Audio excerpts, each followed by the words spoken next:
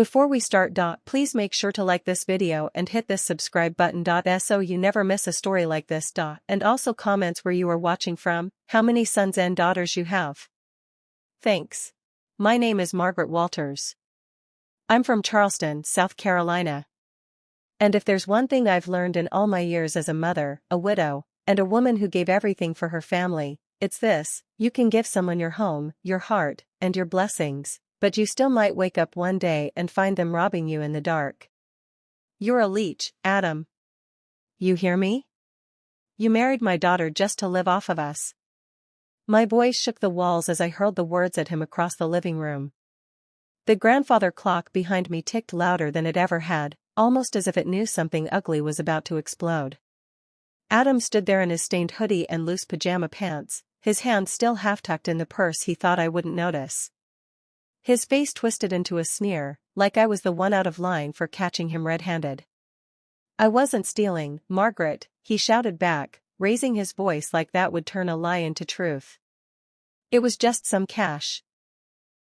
I was going to replace it. Don't you dare.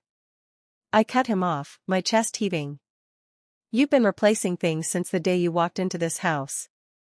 My daughter can't see it, but I do. I see you. Adam stepped closer, eyes burning like he thought he had something to say that would scare me into silence. But he didn't know what kind of woman he was dealing with. I buried a husband. I raised a daughter on my own. I worked double shifts at the diner for 15 years while scrubbing motel rooms on weekends. He couldn't match my strength on his best day.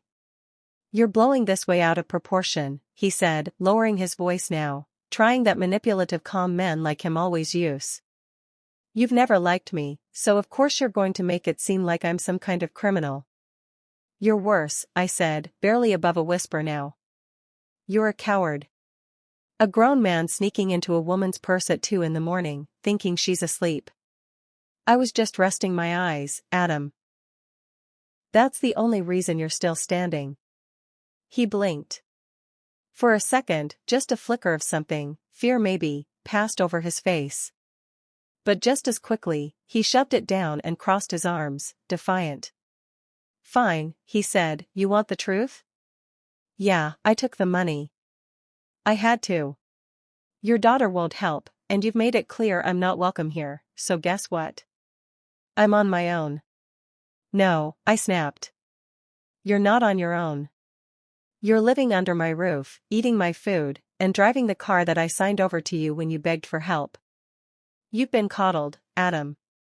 And I should have never let it go this far. He scoffed, then did something that made my blood boil. He laughed. That mocking, smug kind of laugh that made me want to rip the floorboards out from under him. Wow, he said, pacing now. So this is what it's about. You think I'm just some low-life loser leeching off your charity? If the shoe fits, I said. You want to talk truth? Let's talk truth. I walked straight up to him, toe to toe, even though he was taller than me by a full head. You haven't held a job in 6 months. You've lied to my daughter about interviews, about car trouble, about networking events. I found the liquor receipts you hid under the mattress. You think I don't know about the poker nights you said were work meetings? I know everything, Adam. Everything. That's when his face dropped. That's when his voice cracked, just a little. That money wasn't for gambling, he muttered. It wasn't for drinking. I narrowed my eyes. Then what was it for? He looked away, jaw tightening. I could see the gears turning in his head, calculating what lie might still work. I grabbed my purse from the couch and dumped it right on the hardwood floor between us. Bills, receipts, gum wrappers, and that old photo of my late husband spilled across the floor like ashes from a broken urn. You want something, Adam? Take it. Right here. Right now. But you better look me in the eye and tell me what you're taking it for. He bent down slowly, picked up the cash, just $220 folded inside a church envelope.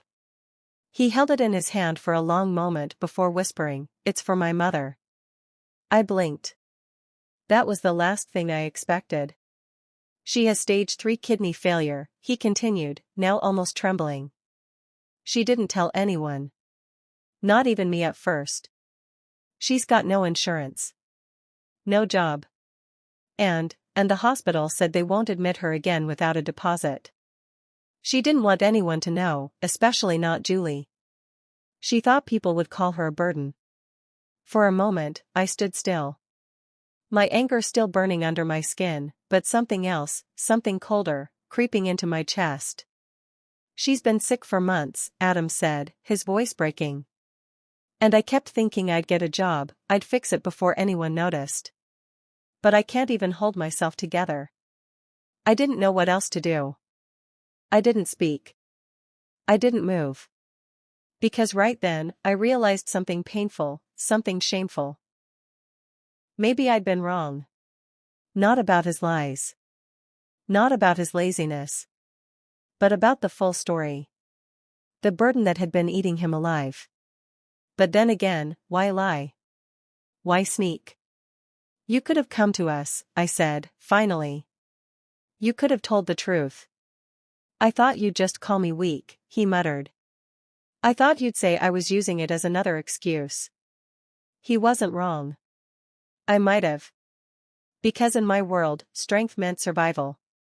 And I didn't always leave room for weakness, especially not in the man my daughter married. But in that moment, watching him clutch the envelope with shaking hands, I didn't see a gold digger anymore. I saw a son. A desperate one. And it broke me. Because I judged him without knowing the full weight of what he was carrying. But don't get me wrong, this wasn't the end. It was only the beginning. Because secrets like that? They have consequences. And some truths don't stay hidden forever. Stick around. Because what happened next in our family shook everything we believed in. And by the end of it, someone we loved most would betray us in ways we never saw coming. He left the room without another word, just the envelope clenched in his fist and his jaw set like stone. And I just stood there, in the stillness, surrounded by the contents of my purse scattered across the floor, like pieces of my trust, my pride, my judgment all dumped out in the open. I didn't pick anything up. Not right away. Because something in me had shifted. A woman like me doesn't get shaken easily, but there's something about seeing the enemy cry, really cry, that makes you question the war. But don't misunderstand me. Just because someone's hurting doesn't mean you trust them. Pain doesn't erase deception. And the truth? Sometimes it's just another mask for manipulation. The next morning, the house was quiet. Too quiet. The kind of quiet that creeps into your bones and tells you that something isn't right, even if everything looks normal. I walked past the kitchen and found Julie at the table, her coffee untouched, her phone glowing in her hand. Her eyes were puffy. Red. Like she'd been up all night. I knew that look. I'd worn it too many times myself, back when I used to cry in the laundry room so my husband wouldn't hear me fall apart. Mom, she said without even looking up. Did you two fight again? I stayed silent for a second too long. And that silence was louder than anything I could have said. He told me, she added. About his mom. About the money. About you catching him. I lowered myself into the chair across from her. My body ached like I'd just come back from battle. I didn't mean to ambush him, I said. But Julie, he was in my purse. While I was asleep. She winced. I know, she whispered. And I know how that must have felt. I leaned forward, my voice softer now, but still carrying the weight of a mother's fear. Why didn't he tell you? Why lie? Why hide something so big? Julie's lips trembled. And then she looked at me with a rawness I hadn't seen since she was 12 years old and came home after getting bullied for wearing thrift store shoes. Because he's ashamed, she said. Because he's drowning and doesn't want anyone to see. And because, somewhere deep down, he thinks you'd rather see him fail than need your help. That stung. Hard. Because maybe, just maybe, there was truth in it. I'd been hard on him.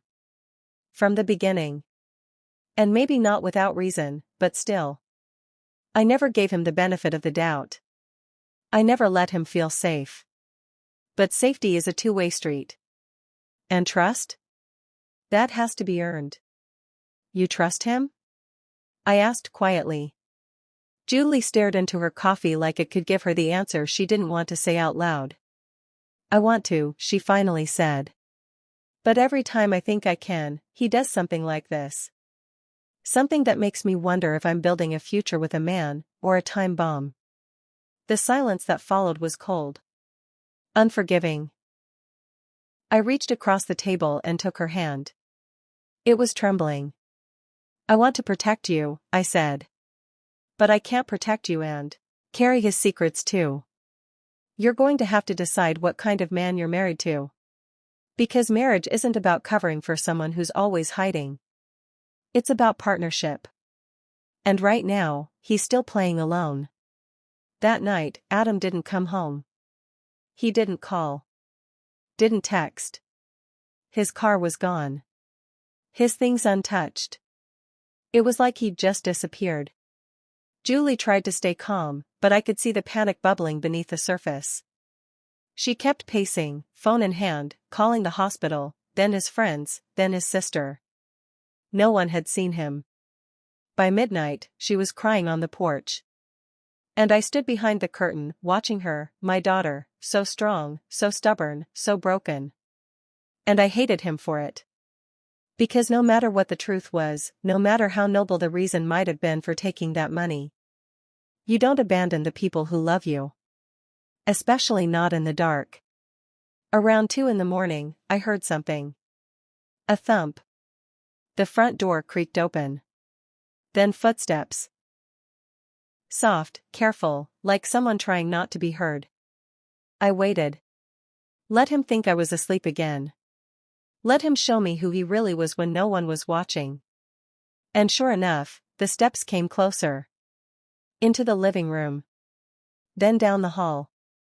Past the kitchen. Straight into my bedroom. I cracked one eye open. There he was. Adam. Standing over my nightstand. Holding something. I sat up fast.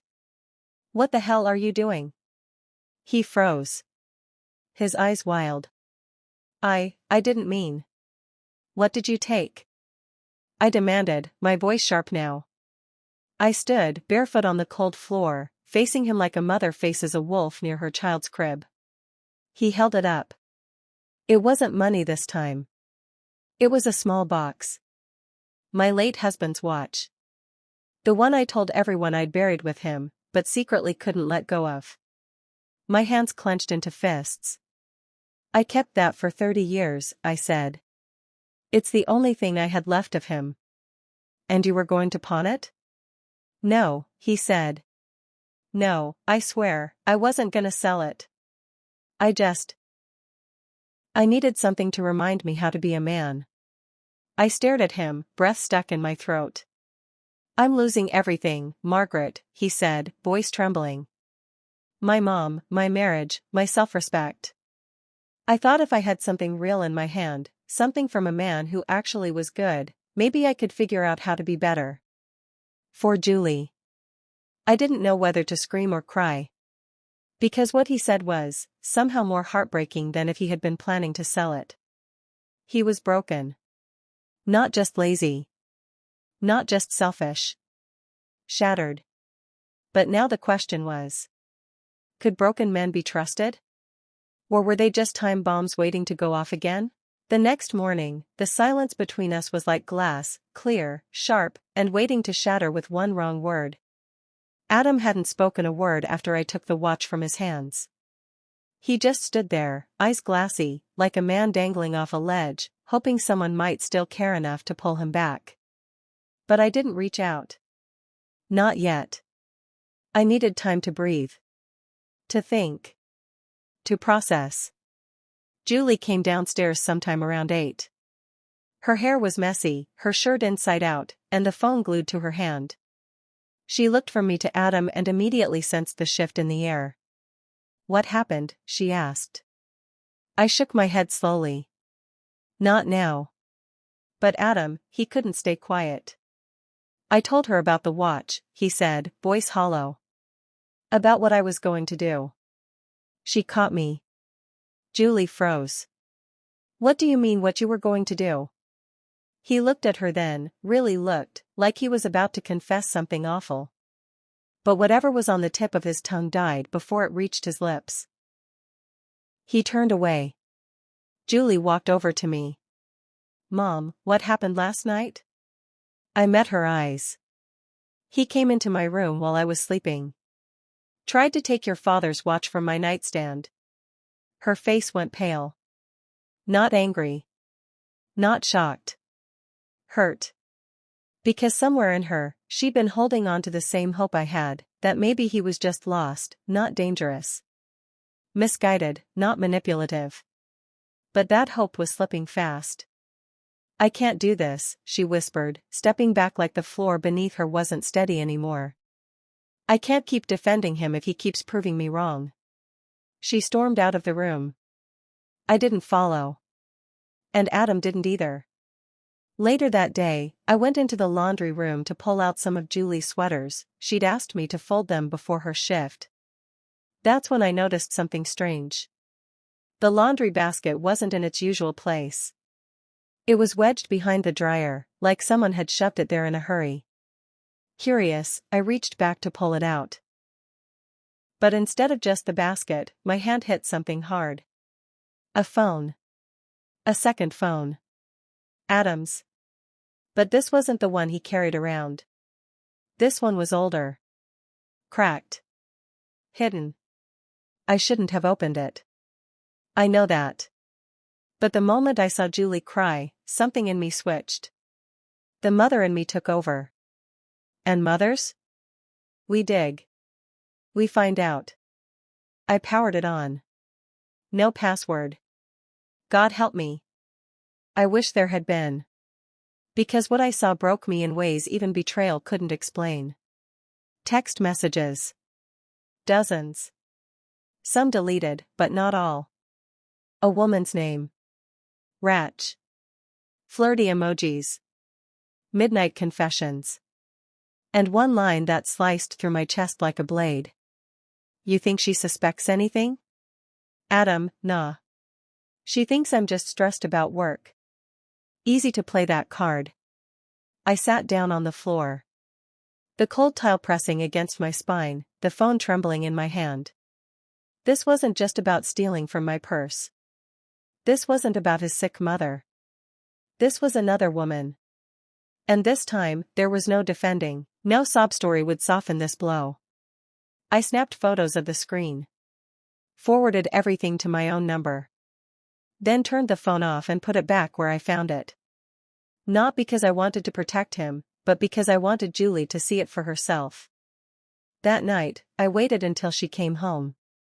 I waited until she took off her coat, rubbed her tired eyes, and poured herself a glass of water like she always did. Then I said her name. Just once.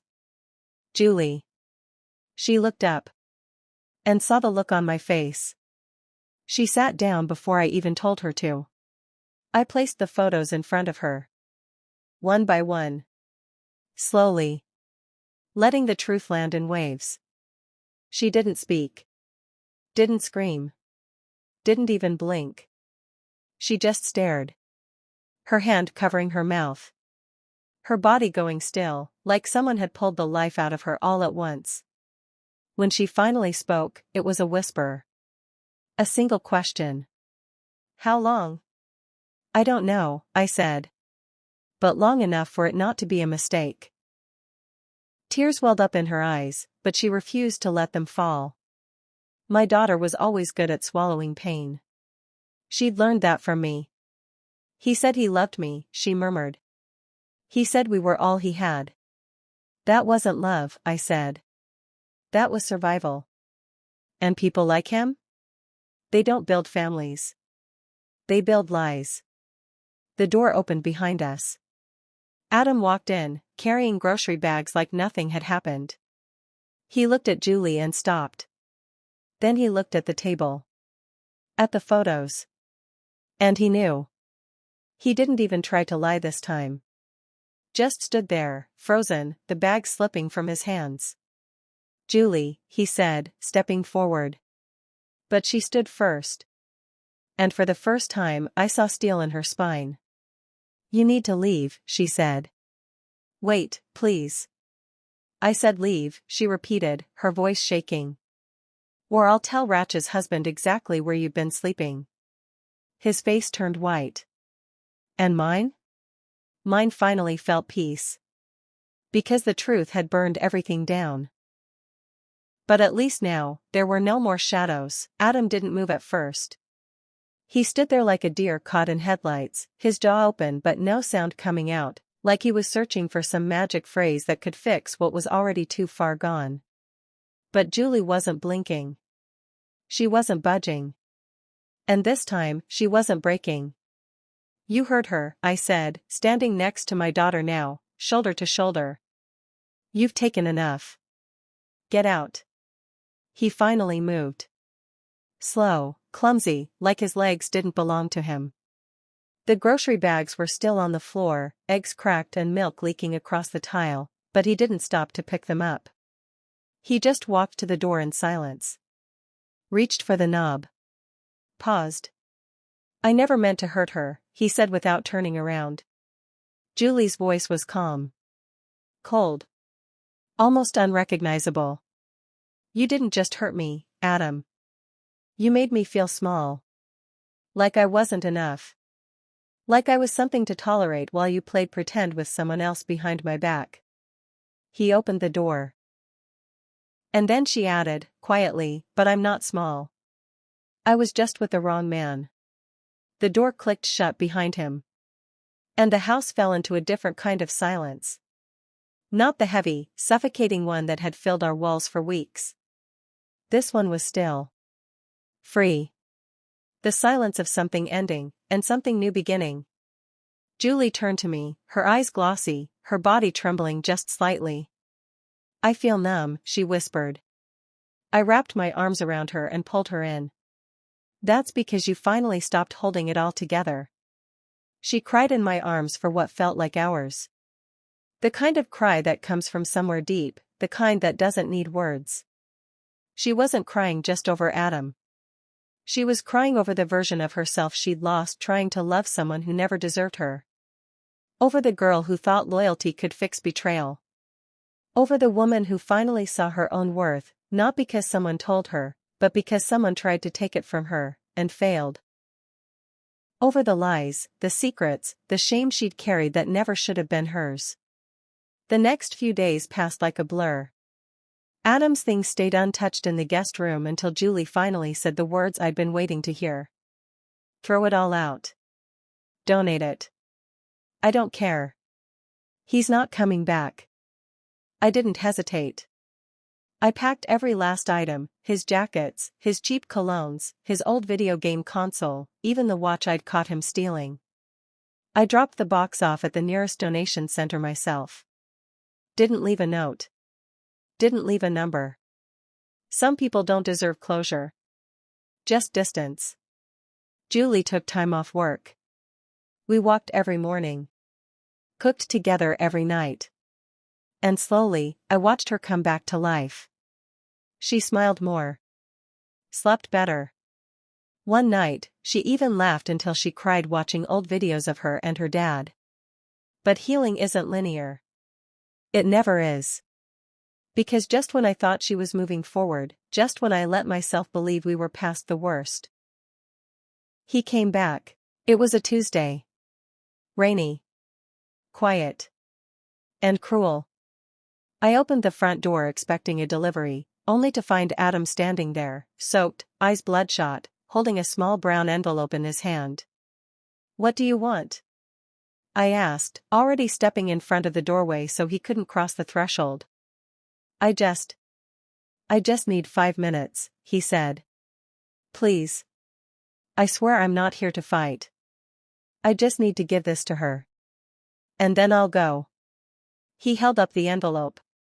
It had Julie's name on it. I hesitated. But I didn't let him inside. I grabbed the envelope, closed the door in his face, and locked it without a second thought. Julie sat on the couch, folding laundry. She looked up as I entered the room. I handed it to her. "He left this. Said it's for you." She stared at it for a long time. Didn't open it right away. Finally, with shaking fingers, she tore it open. Inside was a handwritten letter. And a check. $10,000. My eyebrows rose, but I said nothing. She read the letter slowly, carefully, and then held it out to me without a word. "Julie. I don't expect forgiveness. And I don't deserve a second chance. But this money was meant for my mom's surgery. She passed 2 days ago. I couldn't save her. But maybe I can do something right with what's left. I'm going back to Ohio to live with my aunt. I've checked into a recovery program. I'm not asking for pity. I just needed you to know, you were the only thing I ever got close to loving right. Adam." Julie didn't cry this time. She didn't smile either. She just folded the letter, slipped it back in the envelope, and said, "I don't need his money. But maybe someone else does." We donated the check anonymously to the hospital his mother had stayed in. Because that's who my daughter is. A woman who gives, even when she's been robbed. A woman who rises, even when someone tries to drag her down. And me? I've never been prouder. Because I didn't just raise a daughter. I raised a survivor. 3 months later, we stood in the same living room where everything had fallen apart, but this time, it felt different. Brighter. Warmer. Like the weight that once lived in the walls had finally lifted. Julie was wearing the same blue blouse she'd worn the night she found out about Adam's betrayal. But now, it didn't look heavy on her. It looked strong. Like a badge of everything she'd endured and everything she'd overcome. She glanced at me, adjusting the mic in her hand nervously. "Are you sure I should do this?" she asked, her voice barely above a whisper. I nodded. "He took your story. Now take it back." It was a community event, a local women's leadership brunch organized by the shelter downtown. They had asked Julie to speak after hearing how she donated the check in Adam's name, refusing to keep a cent. Word got around. Stories like that always do. But she didn't want to just give a speech. She wanted to tell the truth. The real one. She stepped up to the podium. Took a deep breath. And began. "My name is Julie Walters. And I used to believe that love meant losing yourself." The room went still. No clinking forks. No side whispers. Just eyes locked on her, every single one of them. I married someone who didn't see me. Not really. He saw a version of me that he could use. Depend on. Control, even. And for a long time I played along. I made excuses. I believed his lies because the truth felt too painful to admit. I was alone in a marriage built on hope instead of honesty. I watched from the back. Every word she spoke landed like thunder, not loud, but powerful. Deep. Undeniable. "I caught him stealing from my mother's purse," she continued. "I thought that would be the moment that broke me. But it wasn't. It was the moment that opened my eyes. Because it wasn't just about money. It was about how little he respected the people who tried to lift him up." Some people in the audience wiped tears. Others nodded. But Julie didn't stop there. "And when I found out he was lying about more than just money, when I found out he was lying about me, I finally chose myself." Her voice cracked a little. But she didn't shy away from it.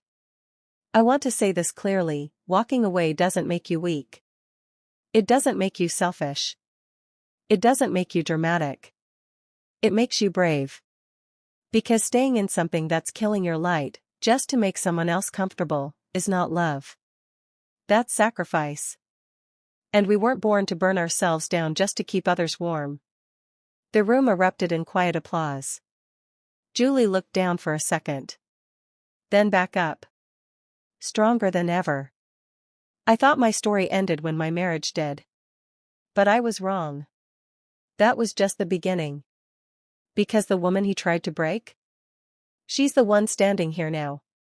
And I don't need him, or his apology, to know I'm worth more. I pressed my hand over my heart. That was my daughter. Not the girl who cried on the porch in the rain. Not the woman who begged a broken man to heal. But a phoenix. Risen. Glowing. Whole. After her speech, people lined up to thank her. Women shared their own stories, some of them shaking, some smiling with relief, like hearing her say it out loud gave them permission to stop pretending too. One woman whispered, "You said what I've never been able to admit." Thank you. Julie hugged her. No words needed. And that's when I knew. Sometimes the people who hurt us the most are the ones who unlock something powerful inside us.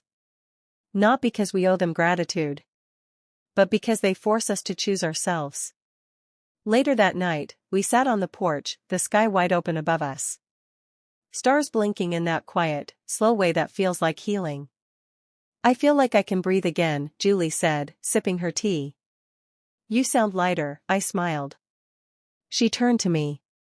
Do you think he'll ever change? I paused. Thought about it. Then answered honestly. Maybe. Maybe not. But that's not your burden to carry anymore. Your story doesn't belong to his shadow. It belongs to your light. She nodded slowly, then leaned her head on my shoulder. I wish Dad could see this. I swallowed the lump in my throat. He does. And in that moment, with the past behind us and the stars above us, I knew we'd both survived something bigger than heartbreak. We'd survived forgetting who we were. And we remembered just in time. So if you're watching this, wondering if the pain you're in is a reason to stay, let me tell you something. You are not crazy for wanting more. You are not dramatic for needing peace. And you are not selfish for walking away from someone who's already left you emotionally. Sometimes the strongest thing you'll ever do is leave with your dignity still intact. Because no one, and I mean no one, gets to steal your light just because they never found their own. If you felt this, share it with someone who needs to remember their worth. Don't let them forget what love is supposed to feel like.